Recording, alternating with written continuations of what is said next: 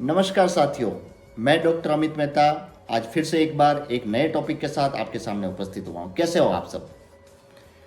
आज का जो टॉपिक है बहुत ही सिंपल सा टॉपिक है, लेकिन हमारे थाउजेंड ऑफ स्टूडेंट्स के मन में ये टॉपिक चल रहा है, जो कि है फियर ऑफ इंग्लिश। जब आप कॉरपोरेट में जाओगे, जब आप इंडस्ट्रीज में जाओगे, जब अपना कोई व्यवसाय चालू करोगे, जब आप बिजनेस में रहोगे, तब आपके मन में एक सवाल आता है कि मुझे इंग्लिश नहीं आता है, तो मैं उसको कैसे प्रेजेंट करूँगा। इसकी शुरुआत मैं छोटे से एग्जाम्पल, अपने खुद के एग्जाम्पल से स्टार्ट करूँगा। मैंने मेरी पढ़ाई बहुत टाइम तक गुजराती मीडियम में की, और जैसे कि सब लोग जानते हैं, उसके बाद जब मैं इंडस्ट्री में आया तो मैंने क्या क्या तरीके अपनाए, उसके बारे में आज चर्चा करूँगा मैं आप लोगों के साथ।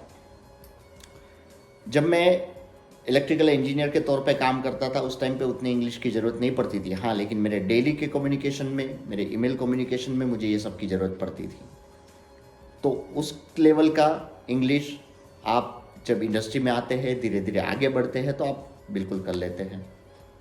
लेकिन जब आपको किसी चीज़ को प्रेजेंट करना आता है, कोई प्रेजेंटेशन देना रहता है, किसी हायर अथॉरिटी, हायर ऑफिसर के सामने आपको प्रेजेंट करना रहता है, तब आप उसको कैसे प्रेजेंट करते हो। तो उसके लिए आपको सीखने के लिए मैं छोटी छोटी टिप्स देता हूँ आपको। आप जब भी घर में आइए शाम को, दूरदर्शन में पहले हिंदी न्यूज़ आती है, उसके बाद सेम न्यूज़ इंग्लिश में रिपीट होती है।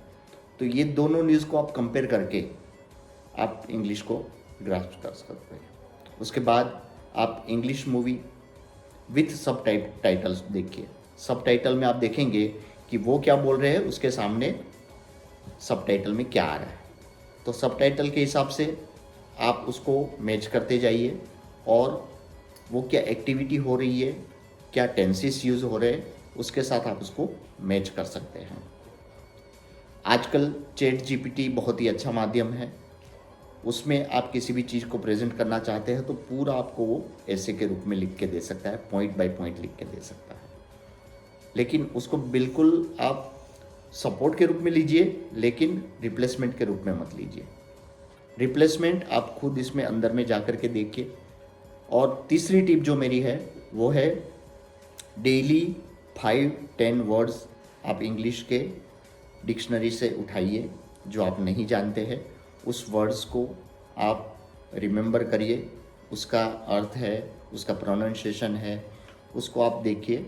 उस तरीके से आपको कोई दिक्कत नहीं आएगी आगे जा कर के, और आप इंग्लिश जो एकदम बिजनेस में वर्केबल सॉल्यूशंस में है उसको कर सकते हैं।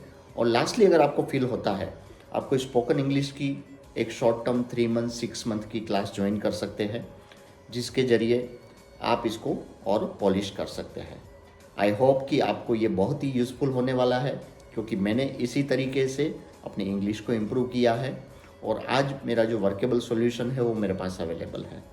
बहुत बहुत धन्यवाद मेरी चैनल को देखते रहने के लिए, और ये चैनल को आप आगे जाके भी लाइक करेंगे, और नेक्स्ट एपिसोड में क्या आने वाला है उसके लिए बिल्कुल वेट करिए आप। धन्यवाद।